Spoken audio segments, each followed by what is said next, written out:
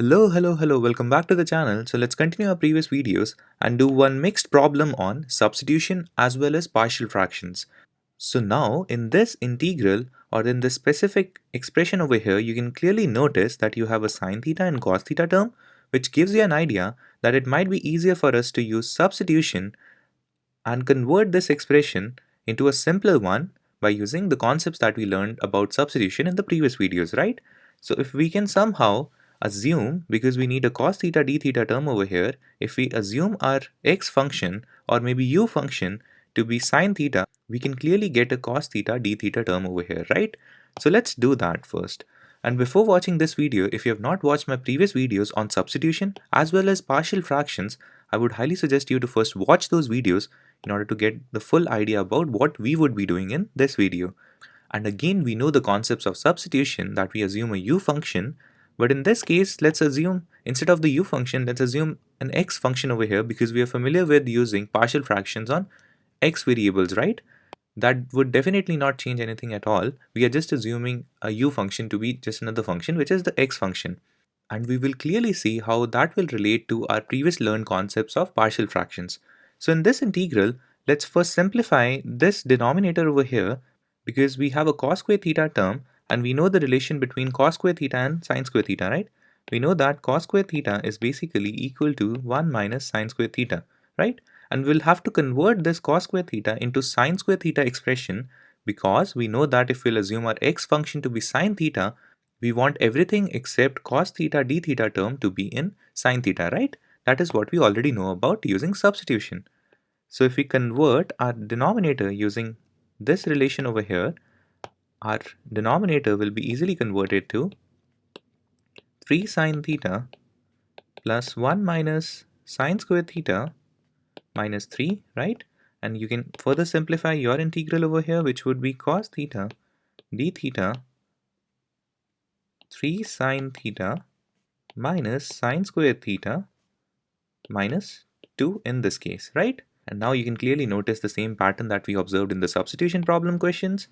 If we assume our x function to be sine theta in this case, and we calculate dx, it would be cos theta d theta over here. So we can clearly convert this expression over here in terms of x, and that would be simply calculating integral of dx upon 3 sine theta is 3x, sine square theta is x square, and 2 will remain the same. So now you have to calculate the integral of this expression over here, right? So now we have to calculate the integral of this expression over here, and we can simplify this integral expression such that we can write this denominator expression beginning with x square. So if we want to do that, we'll take the negative sign in the numerator, and the denominator expression will be simply changed to x square minus 3x plus 2, right? We just took the negative sign out from this expression such that it resembles one of the quadratic expressions that we already know, right? So now if we factorize this quadratic expression over here, we know that x square minus 3x plus 2 can be easily written as x square minus 2x minus x plus 2, and this would become x times x minus 2 minus 1 x minus 2, and this would be x minus 2 times x minus 1 over here, right?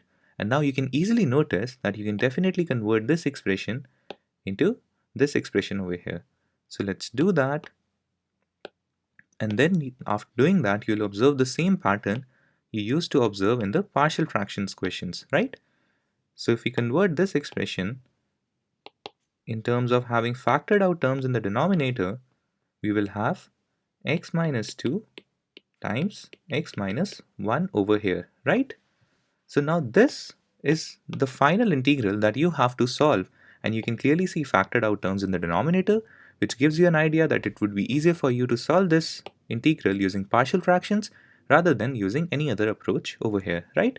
And now you know that you can clearly write this expression 1 upon x minus 2 times x minus 1 as simply a upon x minus 2 plus b upon x minus 1. And now you can solve for your a's and b's. If you solve for your a's and b's, you'll easily convert this expression in terms of this expression over here. And originally, since we have a minus 1 term as well, so let's include the minus 1 sign over here as well. And now if we relate the numerators on the left hand side and the right hand side, it would simply be a times x minus 1 plus b times x minus 2. And now if you solve this, minus 1 would be equal to, we'll take the x term together, so it would be a plus b, and then the next term would be simply minus a and minus 2b over here, right?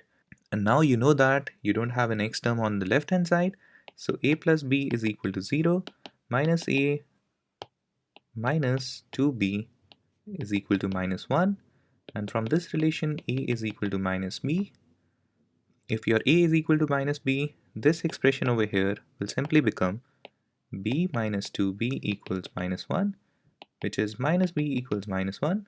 So your b is equal to 1, and from this relation over here, your a is simply equal to minus 1, right? So now you have your a and b as well.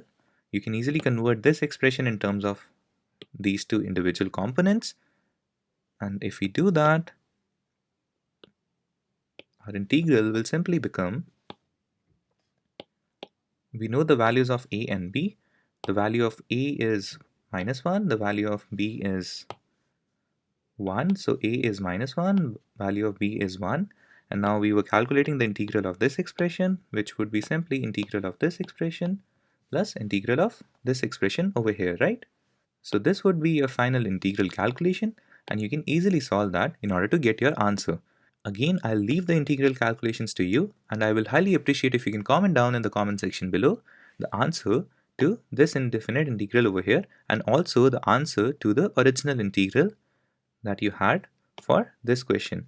The one important thing that you'll have to keep in mind is when you'll get the answer to this integral expression over here, you'll also add the constant of integration, and also you'll have to convert your answer in terms of x to the answer in terms of theta, because you want the final answer to be in terms of the variable theta, right?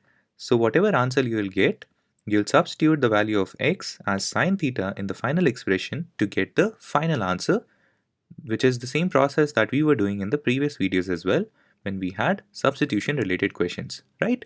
So that's it for this video. Again, feel free to comment down in this video if you have any doubts. Follow the channel in order to get notified about the other videos that I'll be uploading. Stay tuned. Thank you so much for watching. Bye bye. Take care.